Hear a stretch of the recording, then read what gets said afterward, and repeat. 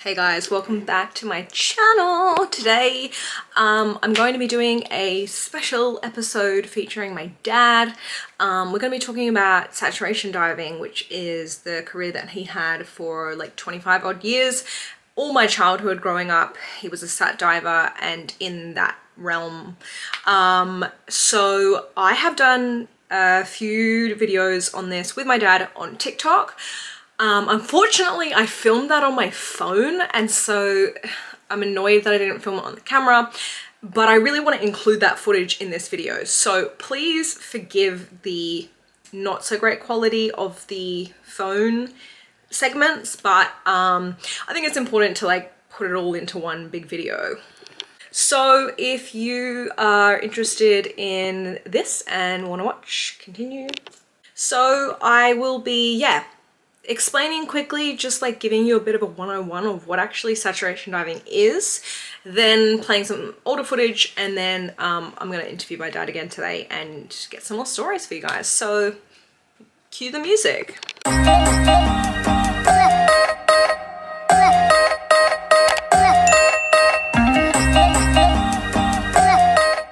So when I'm talking with dad, he talks with like not a lot of jargon, but also his context is, I mean, he was a professional at this, and a lot of people aren't completely sure what saturation diving is because it's pretty, it's not the easiest concept to understand.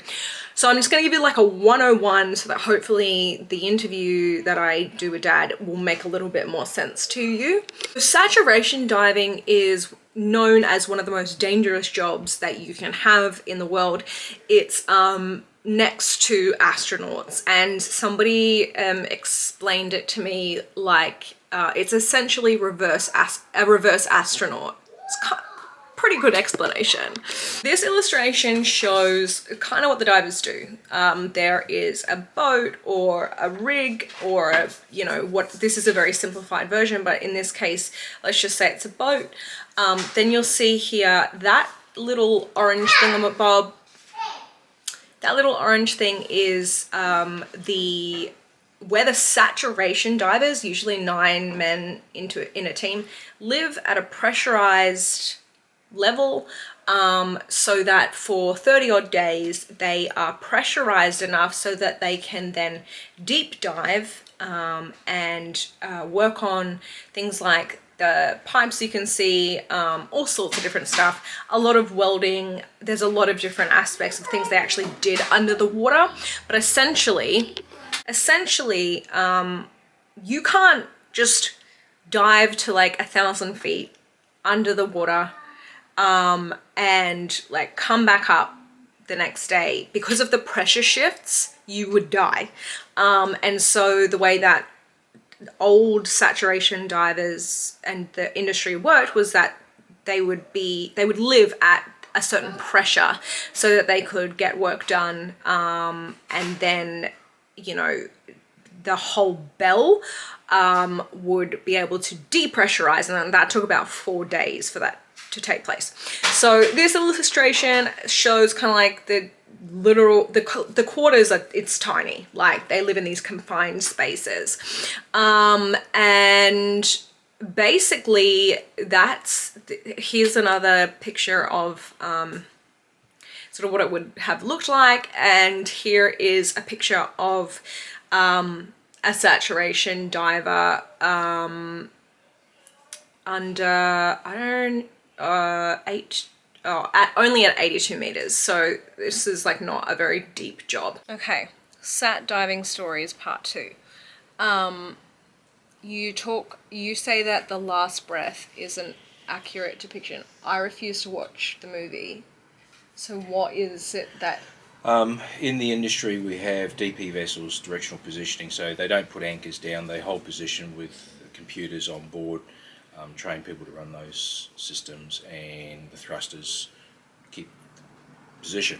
So when you're running a SAT project, SAT system, bell, divers come out the bell, they go to work, the vessel's holding position.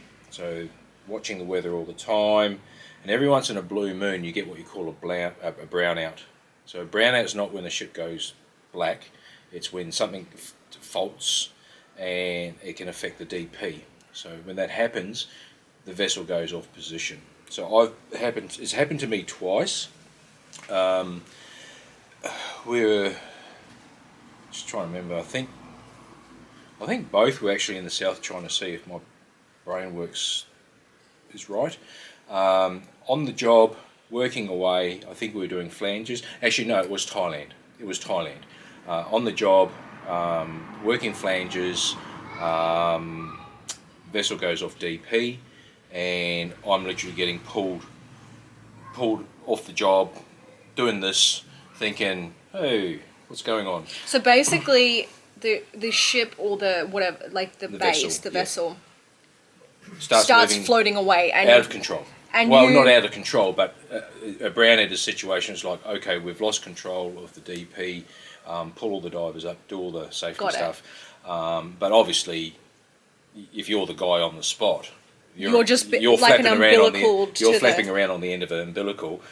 If I had gone around the jacket or whatever, pipe, whatever, and if I had got pulled under something or through something or whatever, then that becomes shit goes really wrong. Yeah. So back when that incident happened, because like what speed? Because I'm thinking like you're being towed by a car. It's all up the ocean. It's all up the ocean. The ocean does what it wants. Yeah. So whatever so it's like a vicious storm. The wind and the ocean together, they can make a vessel move. Yeah. So it's happened to me twice. Both times I was fortunate where I was literally just pulled off the job, bit of a laugh, go back to the bell, have another laugh, get back to surface, laugh as much as you can, get out of your system. Yeah. That's like I said, our psychology works differently than people that actually have doctors. We fix it ourselves, and that's how we do it. We laugh at everything. So you were kind of like when those two experiences, you were kind of like clear, just like being pulled. Yeah, so we were doing pipe work, so we didn't actually have jackets to get handled around, or there wasn't a Christmas tree there to get hooked up on or anything like that. So I was very fortunate, but still, it happens. It's happened to a lot of divers have had this happen to them. Yeah. So when that incident happened in the North Sea, what changed for us in the industry is they made us wear bigger bailout bottles. So we have an emergency bailout on the back. So we supplied from the surface, but we have an emergency supply of mixture in behind our helmets, and those bottles all of a sudden became big bottles because we needed the mammalian effect, which is what happened to the guy in North Sea, where he actually drowned. But when the heart, because of the cold, everything slows down. It's like mammals. That's why it's called the mammalian effect. And basically, they've done a lot of research on it now, and it's like young children in particular, when they drown in cold water, often they get revived, like well after what they should have. Right. So that's quite common. So that's how pretty much what brought him to survive this incident. Yeah, it's there's actually a few old SAT movies with incidences that are actually historical. And so okay, because I won't watch the movie. I can't. It's too triggering for me. I think it's great. So the guy, what was the driver's name? Oh, I can't remember. So in the North Sea, because we were talking about that, you got the heated suits. Yeah, hot water suits. So if a brownout happens, the heating turns off. Well, his umbilical got severed. Got it. So his umbilical connecting him to the bell severed. Got it. So his bellman, oxygen, like everything, heating, everything's gone. Yeah, everything's gone. Yeah. So his bellman, the guy who's sitting in the bell, his partner. I can't remember whether it was two or just the one. Anyway, whatever. Sometimes there's three men in the bell run. Sometimes two. North Sea, I'm going to say might have been two. Yeah. Normally they run three. Yeah. Anyway, his bellman's obviously he's going into emergency mode. Yeah. Because all of a sudden he's got this tight umbilical. Next minute it's just snaps. So if you're in his mind, you're sitting in the bell, probably reading a book, thinking happy days. He's doing his work. Everything's tickety boo, and then all of a sudden this happens, and the energy of responsibility on that man who's responsible for his bell partner must be. Abstract, And that's what goes through your mind. Yeah, because like having experienced that, having experienced that, you would have had, like having watched that and then also having. Oh, you know the feelings. Yeah. You know the feelings because you train pretty. Like every job starts with like emergency training stuff. You know the routine, and rightly so. Yeah. Because shit goes wrong. Yeah, exactly. Hold on, just 2 seconds. Yeah, that would just be. So how did he get the guy back? Oh, I've got to stretch my memory. No. Dive in? No. I think they used the ROV to pick him up. Okay. I can't remember. Yeah, you have to watch the movie. Watch the movie. Great movie. You can go watch it. It's too close home for me. Yeah. Yeah, because that's. So I think he was like out of the down and out because they took them a while to get back DP again, to get back on location. ROV straight in, doing the ROV thing, looking. And then is he resuscitated on the bell? Yeah, to the best of the abilities of the boys. Yeah. Yeah, and yeah, I take my hats off to the bellman too, because you can see what's going through his mind when they do. It's like a documentary thing. Yeah. Okay. And you can see his mind going, I've got to do this. Yeah. I've got to do this. That's really interesting. And that's very much indicative of the type. Yes. Of the person that does this stuff. Yeah, for sure. They are very much. There's the big egos, can do anything type of guys, but they have to be. Yeah, exactly. So the mammalian effect, I've never heard. Yeah, of worth that. the research. Do some research on will. it. It's not new science. No. It's been around for a long time. Yeah, that's interesting. So mammals, like whales, and that can lower their heart rates. To like basically stop it. Yeah. Yeah. So that's why they can go so deep. Yeah. Seals, I think, is where most of the research is being done. But and you see this in deep divers, they can do the same thing. That's where the research is taking place. Yeah. So all that deep diving stuff in cold waters. That's what that's. What's his name? The ice. What's his name? Yeah. That dude. That guy that jumps in the ice and Wim Hof. Yeah. It's a breathing technique. Yeah. So I remember being like 16, 17. You were working on that Melbourne job. No, you weren't. That's not correct. I was younger.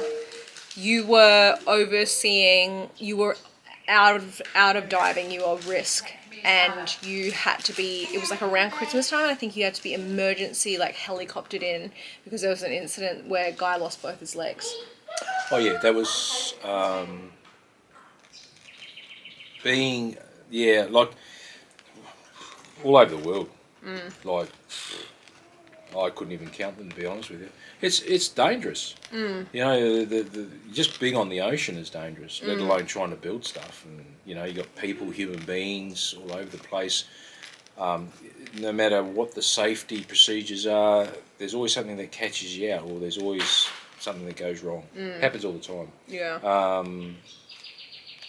mean, just the way it goes. When I was a DMT, medical technician, you know, putting stitches in heads and stuff happens. Yeah, right. We had cases over in the where we were doing CDO2, so that's decompression on the surface. So for layman's terms, do your work, come straight to the surface, do a small pit stop, do straight to the surface, do your decompression on the surface inside a chamber on oxygen. Got it. Okay, that's the principle. Yeah. So we used to do a heck of a lot of that, more than what we probably wanted to do, all of us. And I had one season there, we did a 10-week trip. I treated over 11 guys for bends. Wow. In that one trip. So let's talk about bends. So these are all mates too. Yeah. These are not strangers. Yeah. These are mates. Yeah. So for people that will have no concept of diving whatsoever, explain what the bends is. My bottle. Oh, mate. No respect. The bends. Is that the question? Yeah, the bends. The bends. Basically gas trying to come out of tissue and the body coming out too fast, creating problems. Worst case scenarios, you get little bubbles of nitrogen or whatever getting blocked up near the brainy area, and that's a real problem. But it can happen anywhere in the body. You just don't know where. Some people are more susceptible to it than others. For multiple reasons. Patent ovale is a little flap on your heart when you're born that normally seals up, so your ventricles work properly.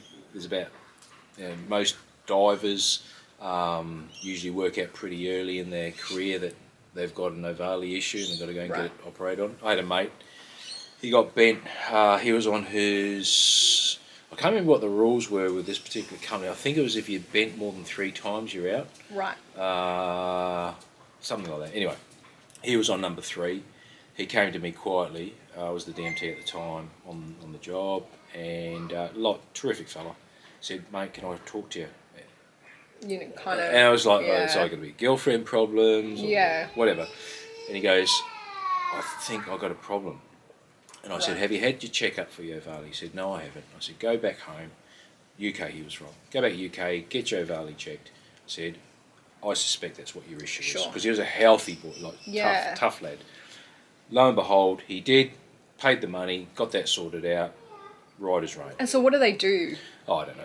Ask him. Okay. Some Dr. Doodle. I'll do some of this and tell you exactly what's involved. You can get the bends even at scuba. Oh, big time. Yeah. Oh, yeah. So actually, it's probably more. Is it more people scuba than? Oh yeah, no. So it would be more cases of bends from scuba. No, you can get bends from anything. Yeah. Effectively, anything where you're saturating the tissue greater than what you are creates more gas particles that have to come out of solution and tissue. And to explain, like when you're diving, each meter or so you go down, you have saturating. You have to, I guess, to adjust to that new meterage. So you pop your ears and make sure that everything's all good. And that's another thing we said. I mean, I blew my left ear up in a wet pal. That was up north. Yeah. Comms got lost. Yeah. Stop. Didn't hear me. Kept me down another meter. Bang. Boom. Gone. Yeah. I finished the job because the helmets are dry. Helmets are dry, so it's not like I got water in it. So you're inside a helmet. But like, were you not having like piercing pain? Yes, but you go on.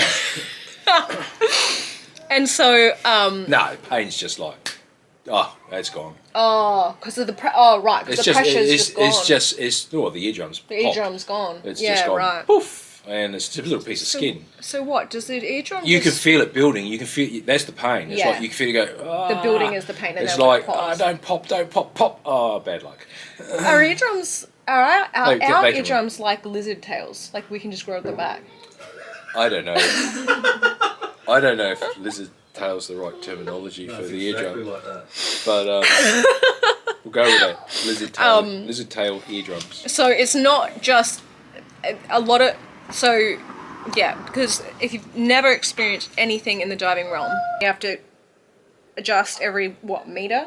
Is that I don't know, I can't remember. In a helmet we just have a nose thing there. That helps you. Yeah, we push it in and it sits on our nose and we just do it as it And we pretty much automatically do it. Yeah.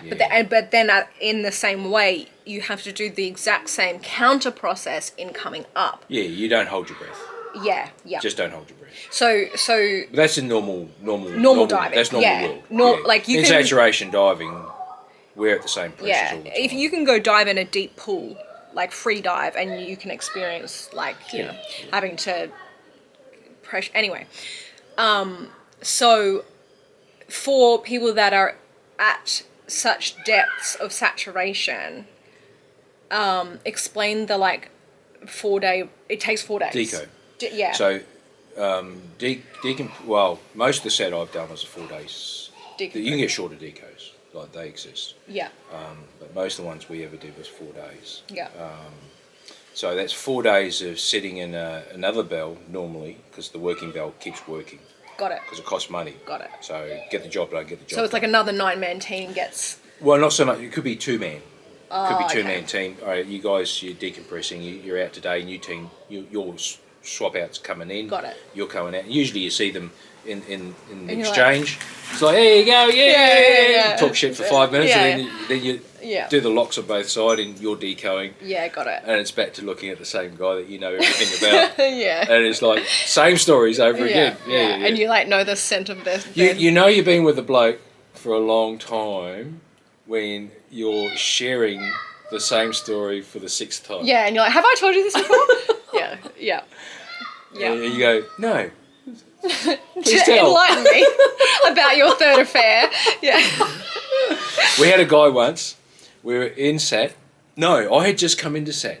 That's right, I had just come into SAT. This was in my very early SAT days. Might have been, I don't know, might actually even been my first bell run. I can't remember. Anyway, came in. He had just got a Dear John letter. Oh, gosh. So his wife had just done the old, thank you very much, I'm out of here. Yeah. He got this in, he's in SAT. I actually remember you telling me this. He's in SAT. Yes. He's got this. I remember this. Dear, whatever his name was, I'm gone. Thanks for everything. She was with another man already or something like that. I can't remember if I want to say she was with another diver. Anyway, I could have that wrong. Yeah, anyway, I vaguely remember this story. He's at the porthole with the sat phone, constantly talking, and we all knew. Yeah. And I was already in there. Anyway, however it worked out. You all knew, and he hadn't found out yet, or something like that. He's got this letter. Yeah. He is an explosive personality type. And everyone's going, get him out now. Like everyone was like, holy shit, this could go really ugly.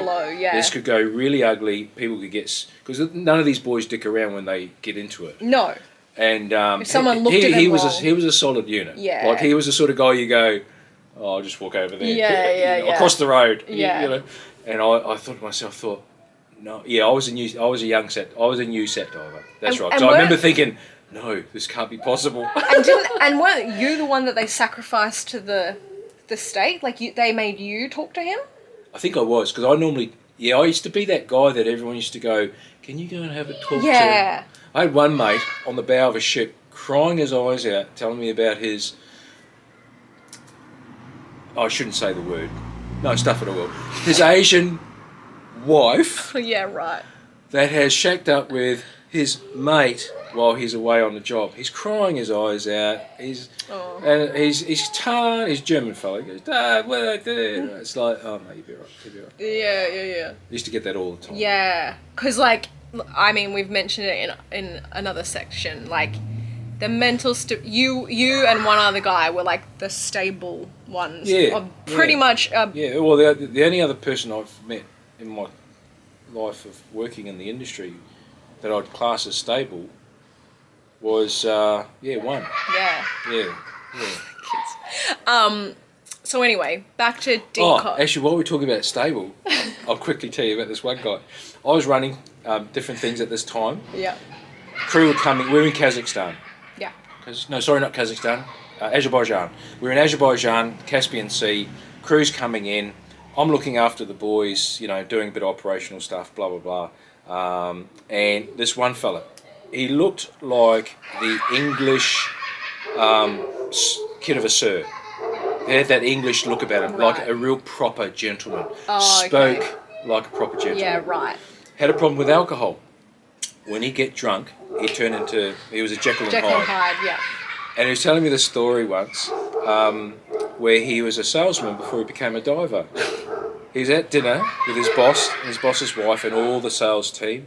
He gets too many in him, and he picks up the steak, pulls his pants down, picks up the steak at the dinner table, wipes it on his bum, puts it back on her plate. Then he became a diver. What? He was a hell of a character. He used to ring me up.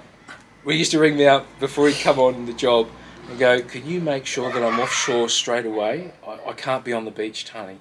She says, please don't let me stay on the beach. Yeah. Because if he was on the beach, he'd black out. He'd just become a different human being. He wouldn't remember anything. I remember. There's a few other things to that, but I can't really say those things. Yeah. He had a few other habits too.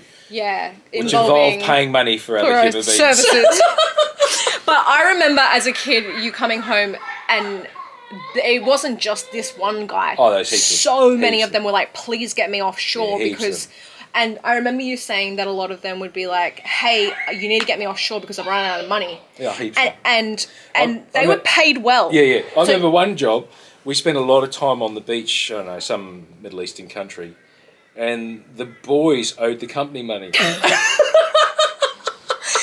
Like, we're talking like 3-4 night benders, and they've just spent so much money. The amount of time we'd finish a project, we're all at the airport, or we're all supposed to go to the airport and catch our flights. I'd be the only one there. I'd be the only one going home on the flight. They go apeshit. Yeah. They've been offshore, they've made a crack a load of money, And they spent it. and they just go off the dial. It used to crack me up. I'd be sitting on the plane, there'd be all these empty seats around, and go, Yeah. And the good thing about it is that, like, actually, a question. Can you give some perspective on how much they would blow? Oh, everything. Like how much? No, like how much money? Like how much money? Oh, money. Well, And in how many Back nights? then. right. Well, let's go right back. To So the hey days. Middle East, we were on. Oh, I want to say 100. Oh, I can't remember. Let's call it 500 Australian a day. Yeah. With the exchange rate back then, all the rest of it, that's probably a fair Yeah. number. So if you're doing that, let's say you do a 10-week trip, that's 7 days a week. Yeah. That's a lot of money. Yeah. In anyone's measurement. Yeah. Back in those times, that's a Yeah, crack a load of even money. more. Yeah. Which is You'd like be hard pressed to make that as a professional anything. Yeah. So that, yeah. Because we're talking about a solid 17 odd years ago, right? Yeah. Yeah. And they'd blow that In like a week. before they had time to get back, have their month off. Oh yeah, no worries. No worries. I'll put the math. I'll Yeah, put the 10 weeks on. math. That's 35 grand. There you go. They blow blow that in their month off. No worries. 35 grand. And most of it will either go up their nose or Yeah. down their neck or into to another lady's bank account. benefiting another human being's accounts. 35 grand. Yeah. That's very common. Yeah. Very common. And 35 grand went a lot further back then. Oh, big time. I had 3 Yeah. daughters to spend it on, so Yeah. I didn't, It didn't go And a very wife. far. didn't go far at all. I did mine in 2 weeks. Talk about the because this is the thing, right? Is like high risk, high reward, but also like that type of lifestyle. It's not like, hey, you're a sat diver and you've always got work 24/7. No. You're chasing Chasing contracts. all the time. We were, you see it in the boys. Yeah, the panic. We'd be on the project be coming to the end, and we'd all be doing CVs. Yeah. All of us. And- And you could see everyone sort of going, squirreling around, making Yeah. secret phone calls. They're lining up the next job. Yeah. You know? And that's something as a kid I saw, like I was very aware of that because like you were always super open with us. Like I remember multiple sit down sessions, like it felt like every end of every contract there was a sit down session being like, look, everyone needs to pray for a new contract because I haven't got one. Yeah. And Living on faith. yeah, we literally won't be able to afford our house next week if that's the case. And like, I remember, I think the most dramatic one in my childhood mind was when I was about 13 and we almost moved to Dubai. I think that was the biggest one. Because you just could not get a contract anywhere else. And that Dubai contract required Family. the whole family That's to right. move there. Yeah, you're right too. Yeah. Yeah, actually, you're right. We did discuss that. Yeah, well, it was that's more than discussion. We were like putting in plans, looking at international schools. Yeah, that's right. Yeah, we did too. Yeah, Which, we like, did in too. hindsight, probably would have been cool. But as like a 13-year-old, I thought it was the end of the world. Yeah, I really wanted our family to stay here in Australia. Yeah. I never felt comfortable taking the family overseas. Especially A lot of guys do, of course. Yeah, I think like kind of coming back, especially experiencing the Middle East, especially 20 odd years ago. Like Dubai is very different today than it was. Oh, yeah. You know what I mean? Trouble. Yeah, I mean, not that any country's got it down pat, but I mean, things can kick off. Exactly. You know, I was in where was I? Azerbaijan. They were having elections. We were living in the same building as the president of the country. I remember. Yeah. We were living in that building, overlooked this big area where they all come together for whatever, Yeah. you know, disputes that they have, and it kicked off. Yeah. People were dying. Yeah. You know, I was in Africa, in Nigeria. Nigeria. I was in lovely sunny Nigeria, and it kicked off. Yeah. And we were like, get us on a chopper. Get us out of here. Actually, that brings back, I remember when you were in Africa. I very distinctly remember Azerbaijan. I think you were there quite a bit. Yeah, and I was. remember that story of when you were in that same building with the... Yeah. And it was like a civil unrest. They were shooting They each other. were killing each other. People died. Yeah. I forget the numbers, but people died right there in front of our building. And you guys were just like these random ass divers happening to be in the same hotel. Well, we were the classier divers because we were, in a hotel. Yeah. But I distinctly remember Russia as well because... there's a few scary moments over there. Yeah, I remember you coming home with a few scary stories about... Yeah, there was a few. We were up in... Anyway, some place it's really hard to pronounce. You got to remember, I got a lot of bubbles. Oh, yeah. Yeah. But also it's in Russian. Yeah. What is it? Vladivostok. That's it. Vladivostok. Great place. Not so sunny. Listen, everywhere has got issues. Yeah. Even in Italy, I spent a lot of time working in Italy. I was just out of Venice there. Beautiful part of the world. They still got issues. Yeah. You know? It's for me, having my family in situations that I couldn't control to get my family protected always feared me more than me going into I understand that. Developing places. Yeah, exactly. I remember Russia, like a couple of circumstances where it's like, you've got blue papers, you're supposed to have red ones. Yeah. There was a bit of that. Throw you into jail kind of situation. Bit of that. Yeah.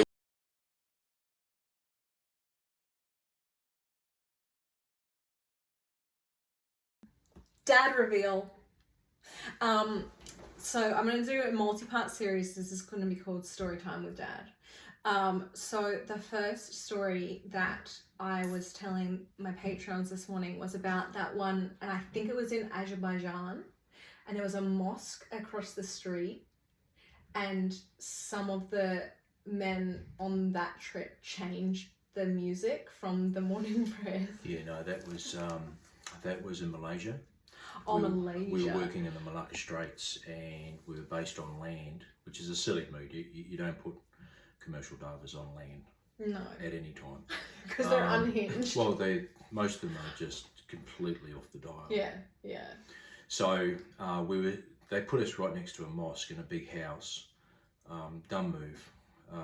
Boys were drunk every night, out of control, had to round up everyone every morning. So just a silly move. They'd snuck into the mosque. Morning prayers, I think if I remember rightly, about 5 o'clock-ish, maybe somewhere around about there.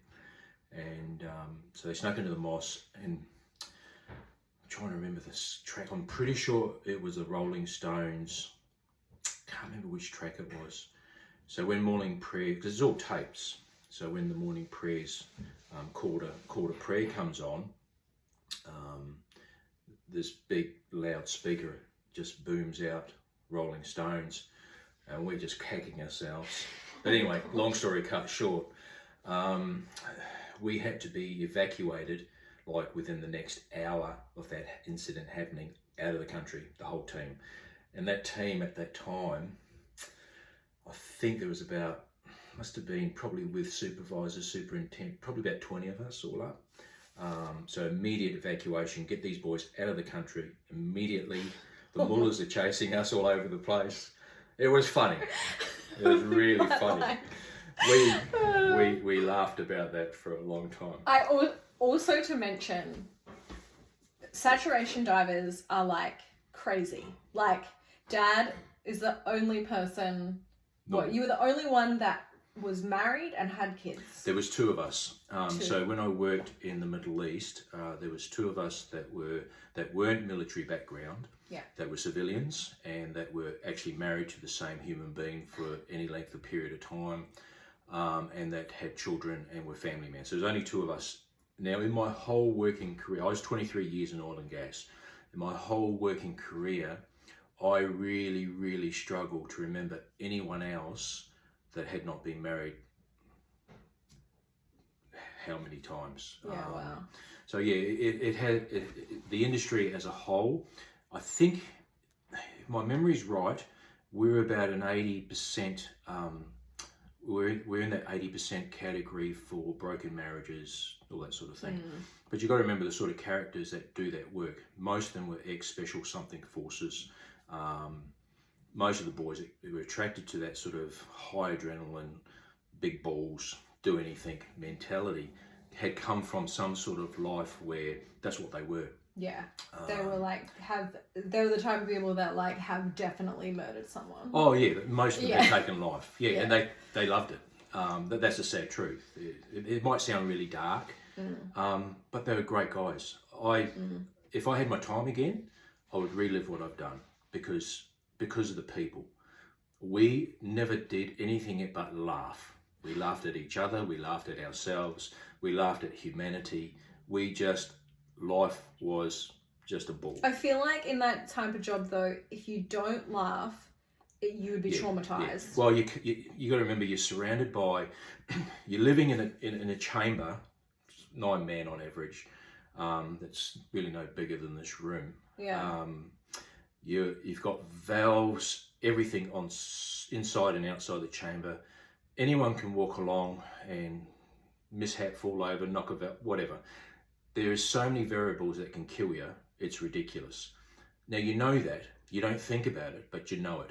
You know that you're relying on your life support technicians or your superintendents to make sure that everyone's doing their job, that the scrubbers are scrubbing, getting rid of the CO2 out of what you're breathing, that the oxygen mix is right. You're relying on so many people to do their job. If one of them cock up, it means bad stuff happens. Yeah. And bad stuff used to happen. I was the generation of saturation diver who basically we called them the purple circle back in the day, lots of Maoris, South Africans, some Canadians that pretty much went before us. They're the ones that all the major incidences happened to. So when we came along, my generation, so I'm 1 year short of a baby boomer. I'd like to put that out there. I'm not a baby boomer. Not a boomer. Don't address me with that. So I came along with my generation, and a lot of the mistakes had been made. So we still had incidences, but nothing like, Not like the previous lot. In saying that though, a couple of incidences that I want to talk about. So people from the last video wanted to know more about the friend of yours that was sucked up. Yep. So can you explain that? And then that hit us hard. It hit me hard because we trained together in Townsville. There was a commercial college up there. I taught at it for a little while, and Dive Bell. I don't know if it exists anymore, but anyway, we did some tickets together up there. I think we did our dive medical tickets together. I vaguely remember working with them in the hospital. Anyway, long story. I would have been 5. You would have been, Yeah, I would have been 5 at this point. We worked as a sat diver or commercial diver per se, because there's different types of commercial diving. Sat diving is the mixed gas stuff, living in chambers where shit goes wrong all the time. We would chase the project, so we were always contractors, so we'd always chase the job. So inevitably, you get these same faces pop up everywhere. Yeah, and particularly, everyone. particularly the Aussies and the Kiwis and the South Africans and some of the Canadians. Yeah. So we'd always see each other's faces on jobs. So you get to know each other, because if you're living in a system or you're living on a ship for endless weeks at a time, you pretty much get to know everything there is to know about a human being. Yeah. So that's the background. He was on a job. Now, normally with a pipeline, before we get involved with opening valves, breaking seals, we have to have verification from the beach that it's flooded. Pigs run through it. It's flooded behind the pig. The line's safe to work on. No pressure differentiation. So that's all a given. Everyone signed off on it. Yada yada. Go to work. First diver in was this mate of mine. He went in, cracked the seals, valves, still not flooded, which creates a huge pressure differentiation, especially at the depth that they were working at the time. He pretty much got instantaneously sucked up the pipeline. So 3 Ks up the pipeline, he got sucked. To get that body out, well, it's not a body, it's just the soup. So to get that out, they have to run what they call a pig to push it out and catch whatever parts they can when it gets to the surface on a jacket somewhere. So that was pretty much it. So that shook us.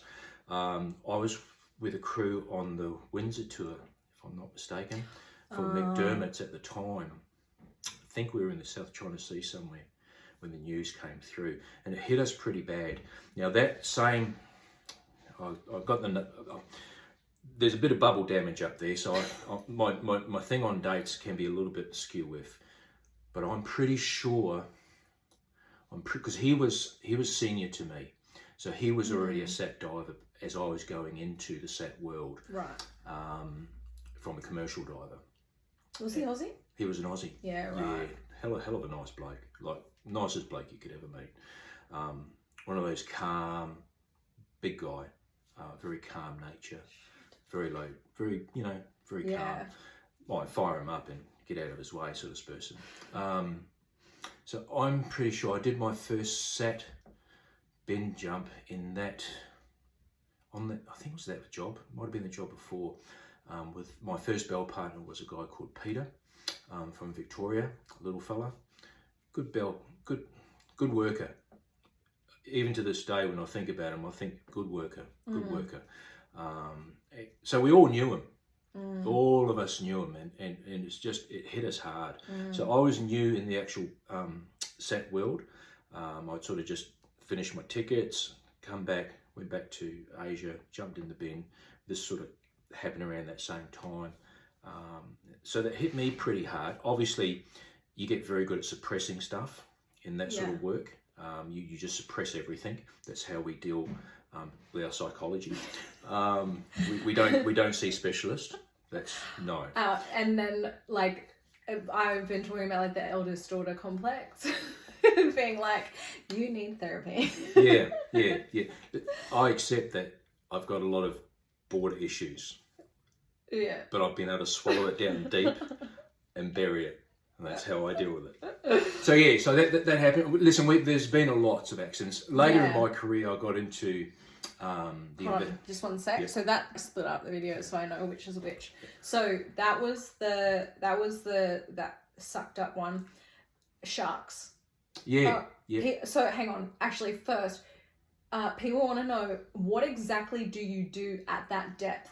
Okay. Yeah. And my answer is like welding, fixing pipes, but like... Yeah, welding's probably an exaggeration. Okay. There are very, very, very, actually zero these days of hyperbaric weld projects. The last one the last one that I'm aware of, I worked on in Russia.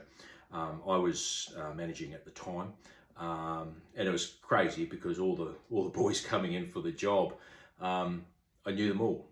Pretty much, I knew that so that was a hyperbaric weld. That was in Russia, and the reason it had to be hyperbaric weld is because you couldn't use flanges because of it wasn't super deep, but it was deep enough, and the tides were so strong in that area. They had like pebbles, like the size of aggregate size was huge.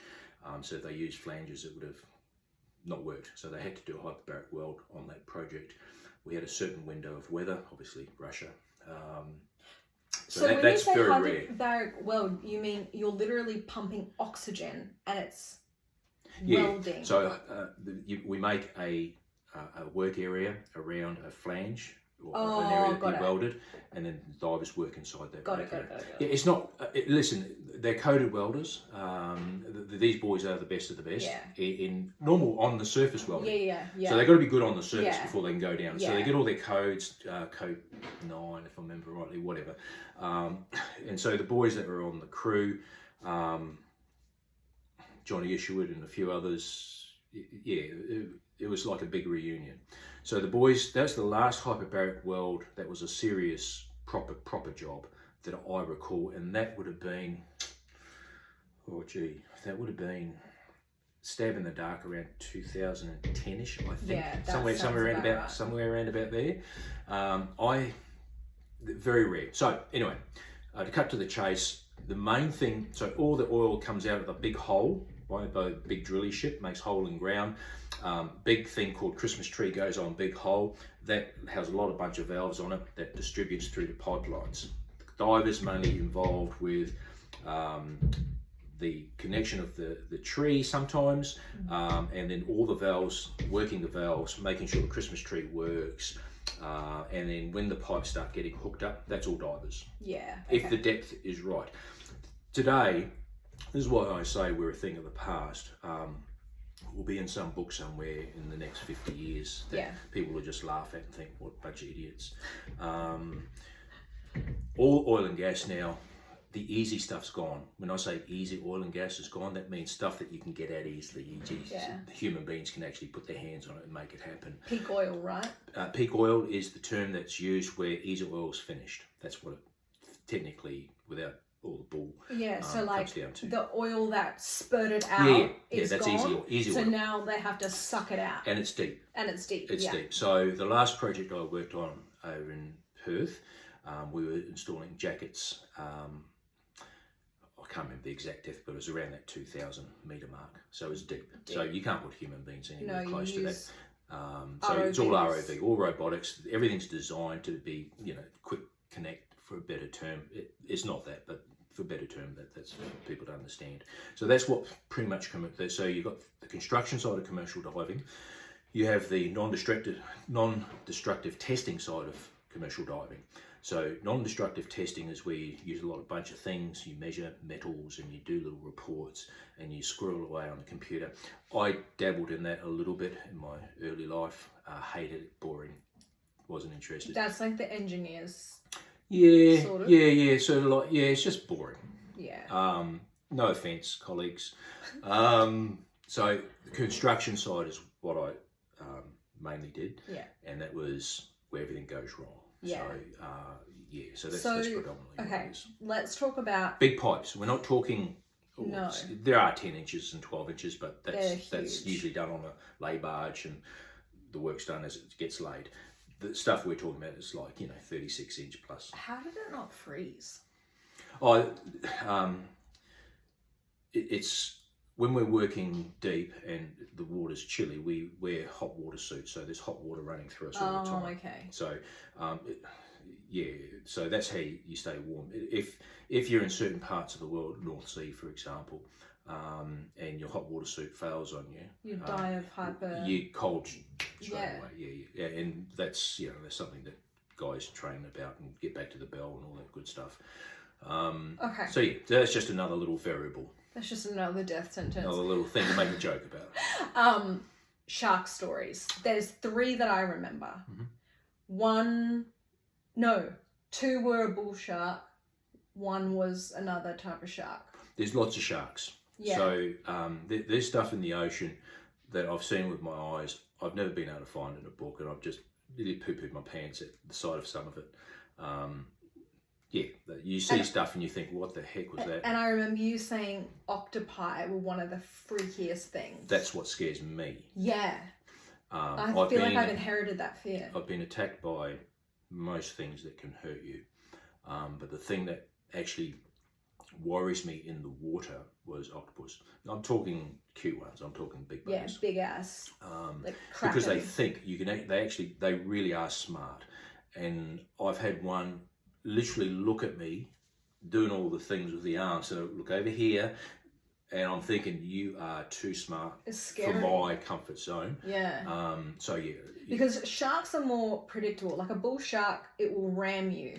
Yeah. Well, the rule of thumb is they usually sniff you twice and then go for the bite on the 3rd run. That's the general rule of thumb. So if you've been sniffed twice, he's coming back the 3rd time. Usually got their mouth open.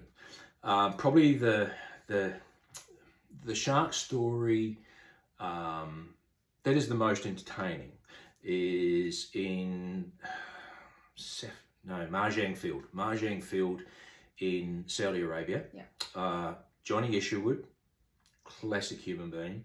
Johnny, I hope you hear this, mate. TikTok find Johnny Isherwood. Johnny Isherwood, Englishman. Isherwood. He's the deviate beyond deviates. Great human being. A lot of time for the lad. Anyway, we were diving together.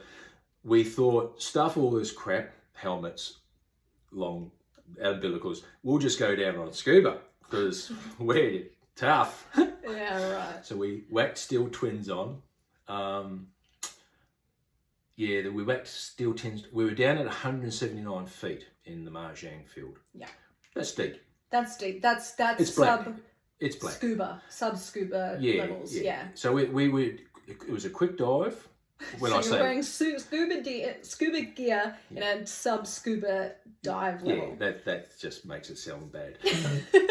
So we thought we'd quickly go down, we'd inspect what we had to inspect, and come back, call it a day, and sunbathe for the rest of the day, which you don't do as a diver, by the way. Yeah. You don't go in the sun after you've been on the dive. No. But that's what we used to do. So we went down, we were on twin scissors, so we're climbing down the jacket, we find the pipeline, we go out the pipeline to the area, joint, whatever we had to do our work. We're on the pipeline, I just feel this thing. Remember, it's dark down here. I feel this thing, and my senses are usually pretty good, and I just thought, oh, what is it? Next minute, I look at Johnny. He's he's probably about this, we're this close.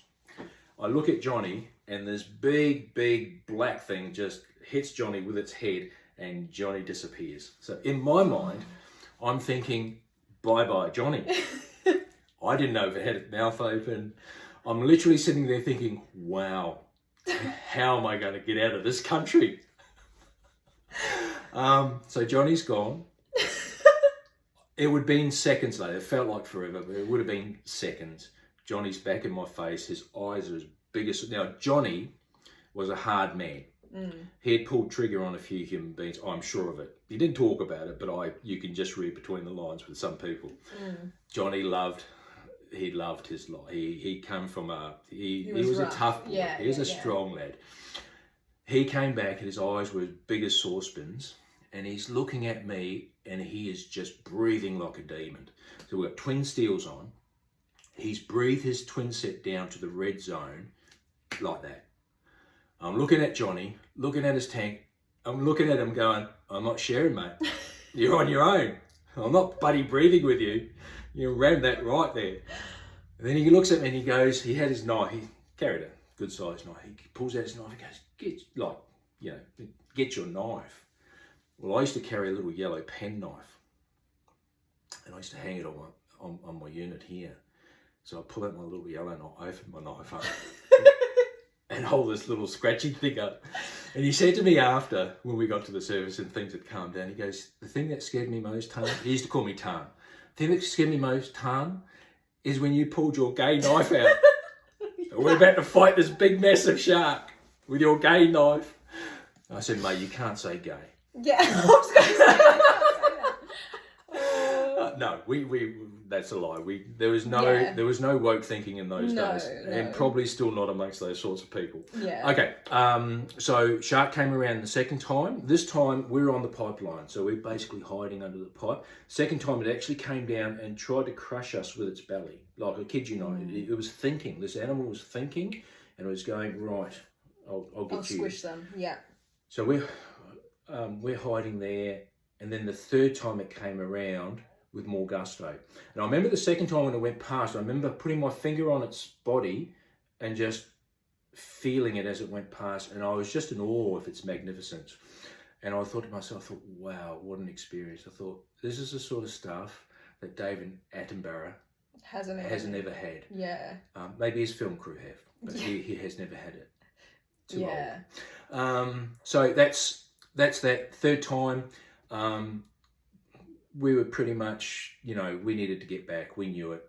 We dispensed with a lot of deco stops because what we did, we have a chamber on the vessel. So we knew we could just bomb it to the surface, get in the chamber, get down on O2 and decompress. Because when you're diving, you can't just swim back up to the surface. No. Otherwise you'll get the bends and die. Yeah, well, that's the whole point of commercial diving, is that you're working. So anyway, that's a whole different conversation. So we basically back up the jacket. The downside to the story is, as I was going up the jacket, I saw a bunch of crayfish, and I thought, oh, bugger. But at this point, he had hyperventilated all his oxygen, right? Well, no, he was in the red zone down there. He was pretty much sucking on dry tanks as we were jacking our way up. I knew he'd make it because he's that sort of human being. Yeah. And yeah, we got to the surface. the boys knew there was something wrong as soon as we broke the ladder, because we literally flew out the water, like twin steels is heavy. So we flew out the water and we were stripping off as we come up the deck, and the boys knew straight away. Said, right, chamber, and the operators on the door got the door open and everyone's ready for us, and the boys are just helping us strip off as we're running up the deck to get into the chamber. Yeah. We calmed down. Then that night we had a big emotional talk, Johnny and I. And I said to Johnny, we need to get back in the water tomorrow. Otherwise you'll never get back in. Johnny's going through the whole, as commercial divers do this all the time. We go through this, oh, I need to change my career. I need to find something else. Maybe a lawn mowing business. Why don't I pick a different career? Yeah. So we go through that. You go through that probably 50,000 times throughout your diving life. That's just normal. Anyway, Johnny, long story cut short, Johnny and I jumped in the water the next day, did a job, because we knew if we didn't, we knew that we'd probably have a mental something wrong. Might I add that as a child, when I was learning to surf, I had literally like face planted and I had gravel in my eyeballs, and Dad just goes, get back in the water or you'll never get back in. Didn't you have to move because the bull shark? Yeah, funny enough, yeah. So anyway, we got on the radio, skipper and the supervisor got on the radio and said, yada yada, this has happened. Funny enough, they go through the records, and I think it was 2 years prior, the same thing happened to a crew on the exact same location. I found out later, as you study things after an event like that, when I say study, we talk to each other. Yeah. I found out that apparently bull sharks are very territorial. And they like stick to that like home spot. And the size of it, I swear to this day that it was 12 foot. Well, if I don't think that's exaggerating. If you felt it going along, and if it was able to do that, that would make a lot of It sense. was a good size, yeah. If it was living at that depth. Yeah. Because everything lower in the ocean is larger, because it has to be, because it has to deal with We'll go with that logic. That sounds good. It's true. I watched a documentary. I googled it. I was one more story. Damn, I can't remember what it was. Is that the one where you had to shimmy up the... That was that one. That was that one. Oh, there's been... Listen, I've been pulled off jobs, brownouts on DPs and stuff like that. There's so many.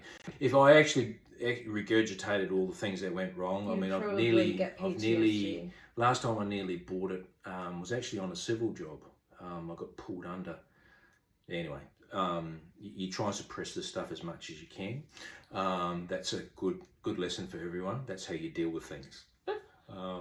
Suppression. Way forward. So yeah, there are lots and lots of incidents. Anyone that's done any time as in the commercial diving world, whether it's sat diving or just commercial diving, if they've done any length of time, they will have near-death experiences. Their chance to live life properly. Yeah.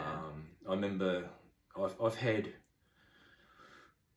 three incidences, or maybe four. And if you want to be pedantic, maybe five. I remember you coming home from one of them. I remember you coming home from a job, and whenever you would come home from overseas, it took 3 days for you to become a human being again. You would go into this manic cleanings. He has OCD cleaning problems, probably from the suppressed trauma. He came home and set up this bug out, what are they called? Trailer. And started packing this trailer manically for 3 days.